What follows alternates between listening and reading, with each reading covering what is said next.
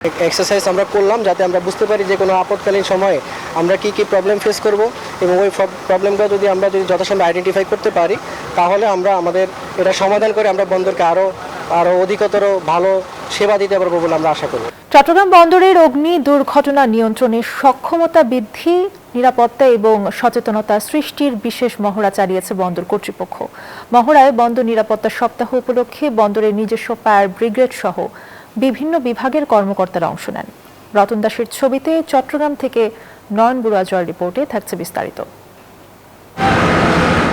মঙ্গলবার বেলা 11:10 চট্টগ্রাম বন্দরের 4 নম্বর গেট সংলগ্ন ইয়ার্ডে হঠাৎ আগুন লাগে। আগুন ছড়িয়ে পড়ে ইয়ার্ডে থাকা একটি কেমিক্যাল ভর্তি কন্টেনারে। মিনিটের মধ্যে হাজির বন্দর অভ্যন্তরের ফায়ার সার্ভিসের 2টি ইউনিট ও অ্যাম্বুলেন্স। আহত হন 2 ফায়ার সার্ভিস কর্মী। তাদের উদ্ধার করে অ্যাম্বুলেন্সে সরিয়ে নেওয়া হয়।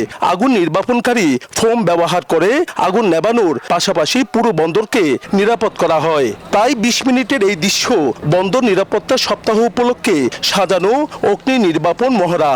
অগ্নি নির্বাপনে ফায়ার সার্ভিসের পানির পাশাপাশি এবিসি পাউডার, ফোম এবং কার্বন ডাই অক্সাইড ব্যবহৃত হয়। Spanish digital print tiles, ATI tiles, এক টাইলসে জীবন পার।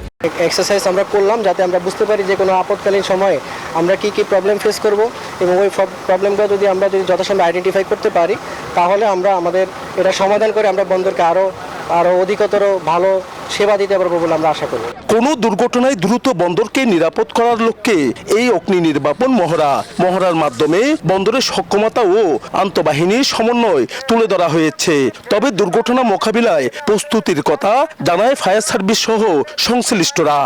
লিকুইডের আগুন, কন্টেনারের আগুন আমরা ধারণা করি একটা লিকুইড হওয়ার কারণে আমরা সেটা ফোম দিয়ে এক্সটিংগুইশ করার চেষ্টা করি। অগ্নি নির্বাপন বা কেমিক্যাল জাতীয় ওই ধরনের জন্য কোনো দুর্ঘটনা না ঘটে, আমরা দুর্ঘটনা ঘটলেও আমরা ওইভাবে ব্যবস্থা দিয়ে আমাদের আছে।